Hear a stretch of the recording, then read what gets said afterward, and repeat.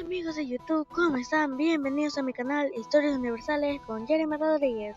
Amigos, en este video les voy a hablar sobre el tema Edad Media, Alta Edad Media. Edad Media, Alta Edad Media. La Alta Edad Media es el nombre que se le otorga a los primeros siglos de la denominada Edad Media. Se considera que comienza tras la caída del Imperio Romano de Occidente en el año 476 y dura hasta aproximadamente el siglo XI. Esta consideración no es absoluta, dado que existen pequeñas variaciones temporales, dependiendo de las corrientes historiográficas. Fueron los renacentistas, mucho después de que pasara la época medieval, los que le dieron ese nombre.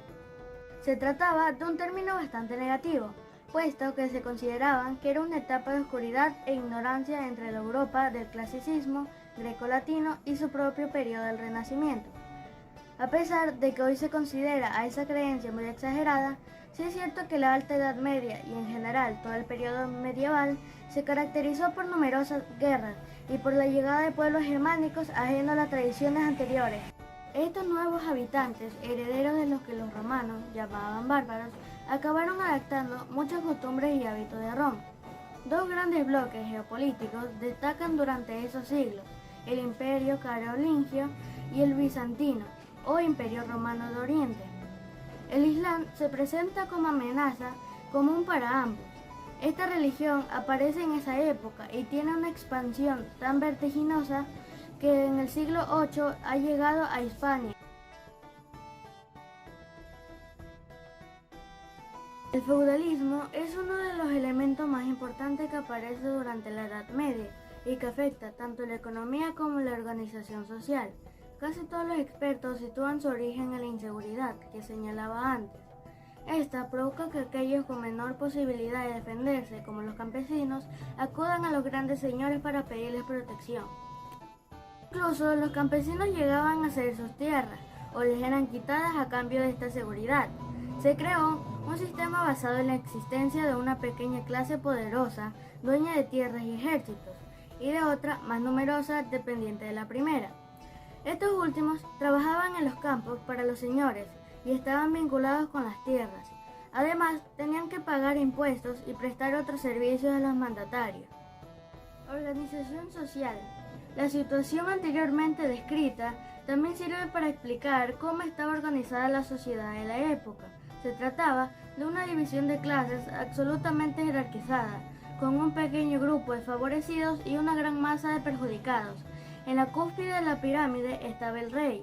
Era quien concedía tierras y títulos y su autoridad estaba basada en un acuerdo táctico con su nobleza. La nobleza era dueña de las tierras y la poseedora de casi todas las riquezas de cada estado.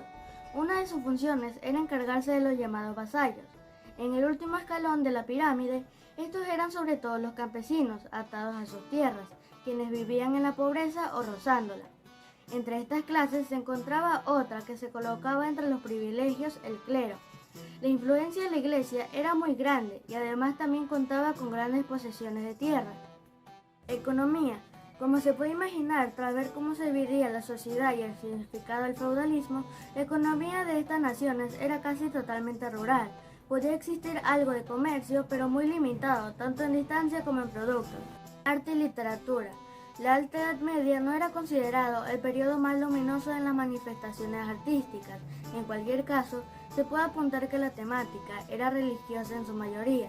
Hay que tener en cuenta que casi nadie sabía leer, por lo que se necesitaban medios alternativos para que los mensajes llegaran a la población.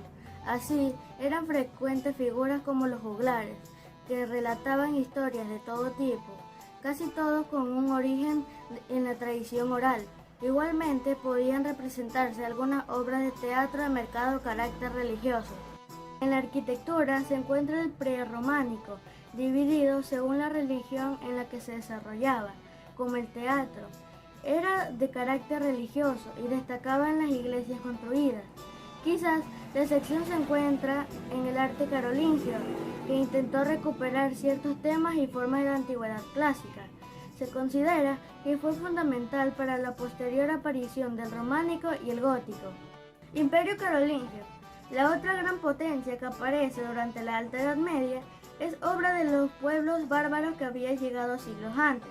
Se trata del llamado Imperio Carolingio, un reino franco que se afianzará a partir del siglo VIII. Es especialmente conocido uno de sus dirigentes, Carlomagno, quien se hizo coronar emperador en Roma.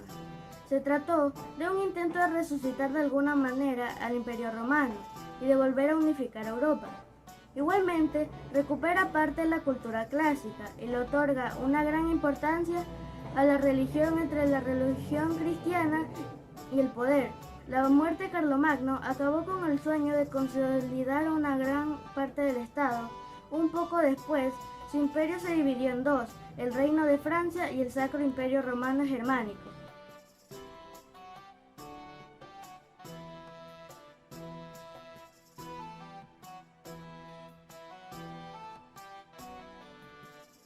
Imperio Bizantino.